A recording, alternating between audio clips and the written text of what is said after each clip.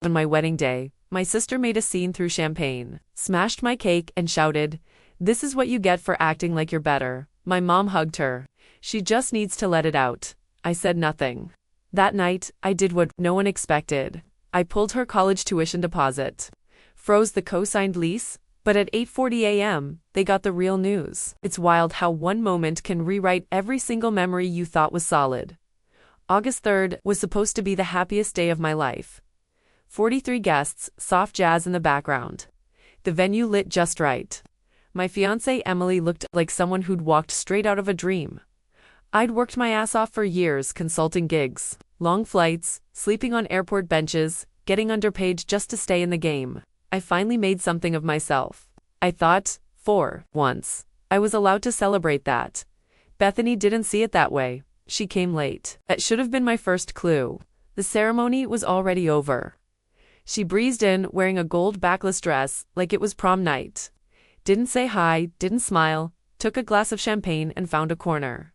I caught her eye once, and she looked through me like I was someone she didn't know. To anyone else, it might have looked like she was just being moody, but I knew Bethany. That silence was the prelude.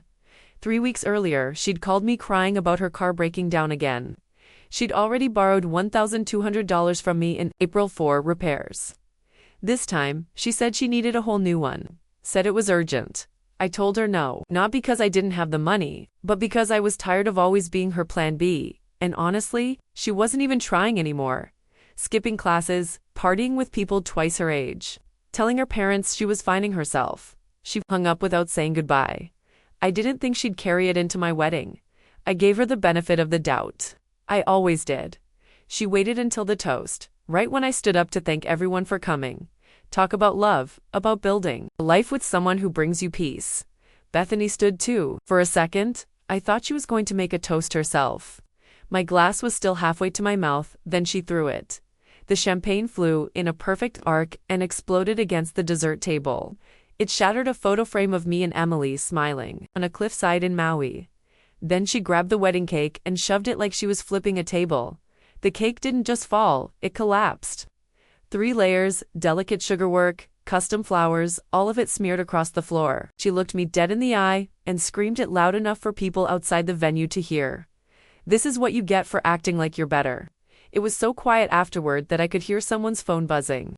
A few guests looked around, hoping maybe this was some stage moment or an elaborate prank. It wasn't. My mom ran to Bethany like she'd just been assaulted. "She just needs to let it out," she said, holding her like she was a war victim.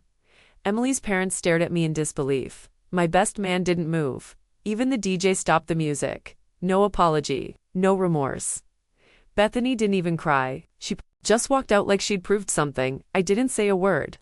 Not because I didn't have anything to say, but because I knew this wasn't the place to say it. I wasn't going to let her turn my wedding into her courtroom. I smiled, said a few soft words to Emily, and nodded to the coordinator. The rest of the night limped along. Some people danced, some tried to pretend it hadn't happened. But there was no real recovery. The memory was already stamped out at home that night. Emily was quiet. She asked if I was okay. I told her I was fine. I wasn't, but I was focused. While she changed out of her gown, I opened my laptop. I logged into the university portal and revoked the tuition deposit I had made for Bethany last month. $9,400 gone. Then I went into the online rental portal for the apartment lease I co-signed, locked the account, marked it for review. No approval, no rent payment. Lease agreement now frozen. Rent due in 5 days. At exactly 8:40 the next morning, Bethany called me. I didn't answer. She followed with 3 texts. "What the hell? Why is the portal locked? I can't access anything. Did you do this?" I didn't reply because that morning wasn't the end of anything. It was the beginning. By the time Bethany sent her 6th text, she dropped the passive confusion.